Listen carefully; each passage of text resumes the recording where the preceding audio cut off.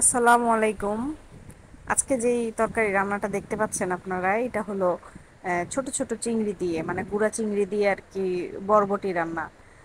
উম, এই মানে চিংড়ি মাছ যে আসলে কত ধরনের তরকারি দিয়ে খাওয়া যায় সেটা আসলে আমি আগে জানতাম না।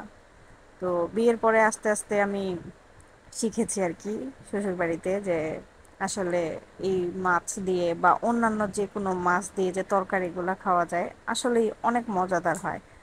আর আমাদের ওদিকে আসলে ঠাকুরগাঁওয়ের ওদিকে বেশিরভাগই আমি তরকারি দিয়ে কম কম মাছই খেয়েছি। বেশিরভাগই আমরা মাছ ভুনা বা মাছ চচ্চড়ি, এরকম আলু দিয়ে পটল দিয়ে এগুলো দিয়ে খেয়েছি। কিন্তু এত কিছু, মানে এত তরকারি দিয়ে যে মাছ, চিংড়ি মাছই বলেন বা অন্যান্য যে কোনো মাছ যে খাওয়া যায় সেটা আসলে আমি জানতাম না।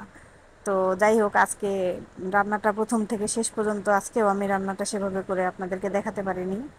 তো মানে এই অল্প একটু দেখাতে পেরেছি দেখেই আমি আজকে চিংড়ি মাছের এত গুণগান গাইলাম।